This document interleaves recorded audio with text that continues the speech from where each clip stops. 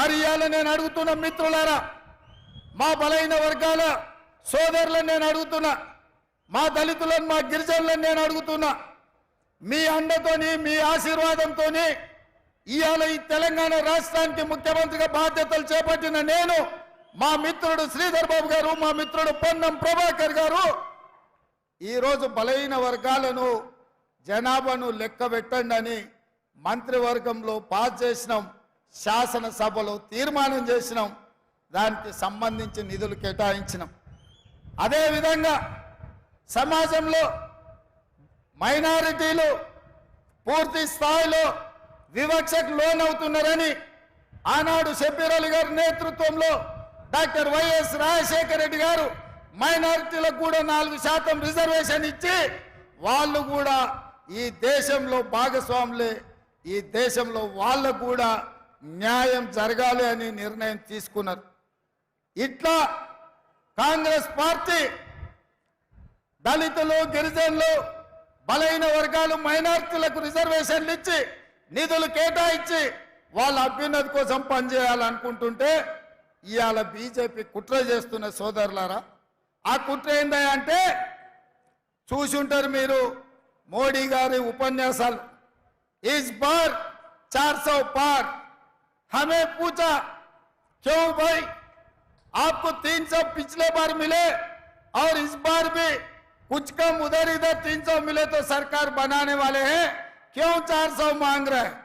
तो भारतीय जनता पार्टी के लोग ये कह रहे हैं कि पार्लियामेंट में 2/3 मेजॉरिटी अगर उन लोगों को मिले तो वो संविधान को बदलने के लिए मौका मिलेगा.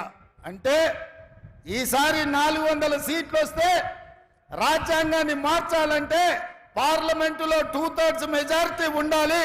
అందుకే 400 సీట్లు తీసుకొని రాజ్యాంగాన్ని సమూలంగా మార్చి రిజర్వేషన్లను రద్దు చేయాలని ఈరోజు ఆర్ఎస్ఎస్ బీజేపీ కుట్రలో భాగంగా ఈరోజు వాళ్ళు ప్రయత్నం చేస్తున్నారు.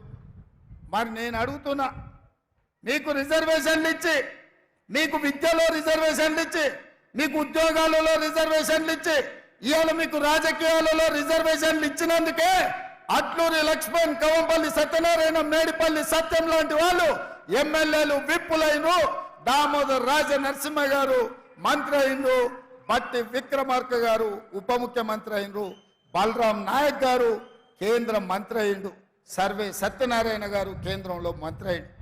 ఇవాళ ఉన్న ఫలంగా ఎస్సీ ఎస్టీ రిజర్వేషన్లు రద్దు చేస్తే వీళ్ళందరూ ఎక్కడికి పోవాలి? చదువుకుంటున్న పిల్లలు ఏం చేయాలని నేను అడుగుతున్నా. అందుకే నేనన్నా కుదరదు, మీరు కుట్రలు చేస్తుండ్రు, మీ కుతంత్రాలను తిప్పి కొడతామని వాళ్ళ రహస్య ఎజెండా మీద నేను బహిరంగంగా మాట్లాడిన. భారతీయ జనతా పార్టీని ప్రశ్నిస్తే ఈ దేశ ప్రధానమంత్రి నరేంద్ర మోడీ, ఈ దేశ హోంశాఖ మంత్రి అమిత్ షా నా మీద పగబట్టి ఢిల్లీలో కేసు పెట్టిండ్రు. ఎవరయ్యా ఫిర్యాదుదారంటే కేంద్ర హోంశాఖను స్వయంగా పోయి రేవంత్ రెడ్డి బీసీలను, ఎస్సీలను, ఎస్టీలను జాగృతం చేస్తుండు, వాళ్ళ రిజర్వేషన్ల రద్దు మీద ఊరూరు తిరిగి ప్రచారం చేస్తుండు. ఆయనను అర్జెంటుగా అరెస్టు చేయాలని ఢిల్లీలో కేసు పెట్టిరు.